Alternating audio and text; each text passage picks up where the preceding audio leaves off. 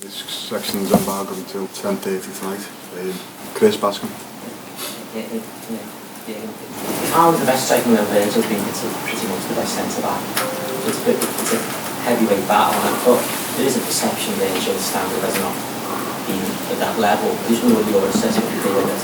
I know you talk about the collective. I understand it a little bit, but I don't understand it too much. It's why it looks like we have a pitch, 106 meter or maybe a little less, and 65, and then we talk about a battle 1v1 between two players. That makes no sense. So if Haaland gets in a 1-1 situation, just isolated 100 balls, he will lose challenges. That's normal. But if other players are in positions where they can bring him in the right position, and then it's more difficult to defend him. So there will be moments when a defender, maybe Virgil or whoever, is in a 1-1 situation with Erling Haaland. But this story I don't understand in modern football. So that we play man marking over the pitch, and the only player Haaland will face is Virgil, and he cannot make the decision if he might choose the other centre half, and just runs always in Virgil because he wants to show the world that I'm better than him. Makes no sense. So I don't understand that discussion. Sorry, you have to discuss without me. I suppose it's a roundabout way. I know you probably hate the question about individuals, it's all about the collective, but there is this, Virgil's hands have been so high. They played against each other, and there were moments when Virgil got a better out of him, and then there were other moments when I remember the situation when Robbo tried to get him off the ball and ran at him, and it looked like he runs against the wall. So goes down, and then Haaland kicks the ball over the goal. That wouldn't have happened probably 3 weeks later when he then was already scoring like crazy. But in that moment, it was like this. So it's a tough task. All the things we have to do on Sunday will be tough, but it's possible. We all know that as well, and. So I'm not sure Erling didn't play last game. No, he didn't. Yeah, so Pep mentioned something. Sorry? He travelled. Yeah, so we will see. He rested him. Or he couldn't. Who knows? So, yeah. I understand, but you need to have these discussions without me because I don't understand him properly. That's probably more my problem than yours. Andy Hunter.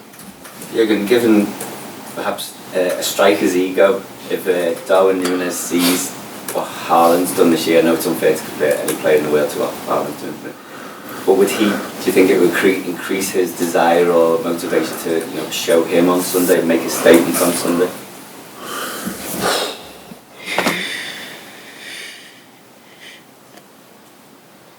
Let me say it like this: I think Darwin Nunez would have scored a couple of more goals if he would play in the centre of Man City this season as well. So he would be a really good striker for them as well, finishing the situations off. We have to improve our game to bring him more often in situations and all these kind of things.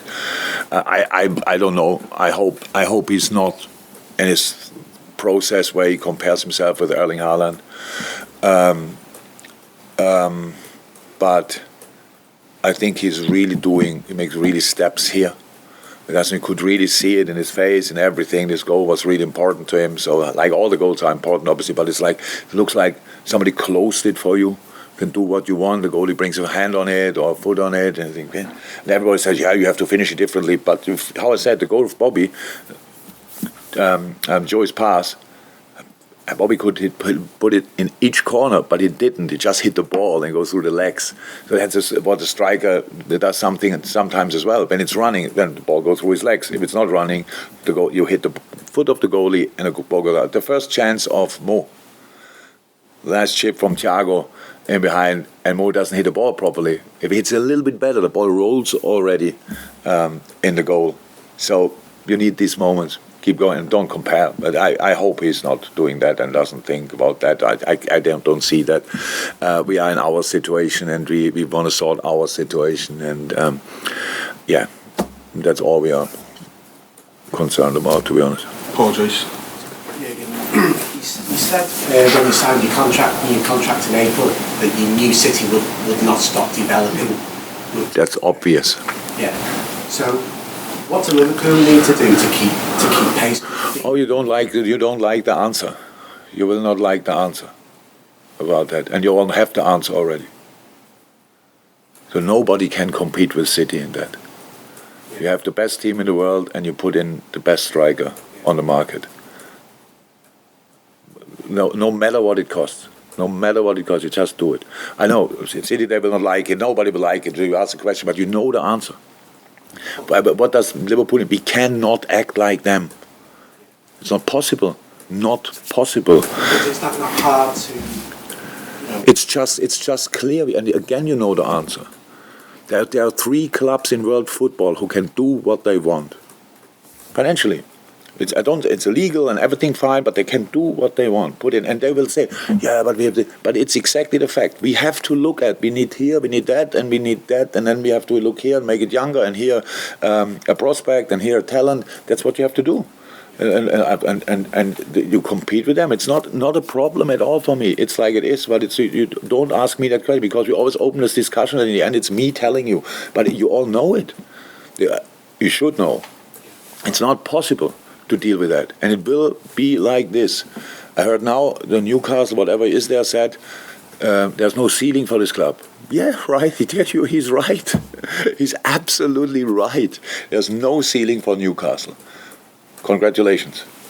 Some other clubs have ceilings. We've got to get to Sundays, and we've got to be out here by 11. So. Yeah. I'll move on to Sunday section. I'll be in embargo.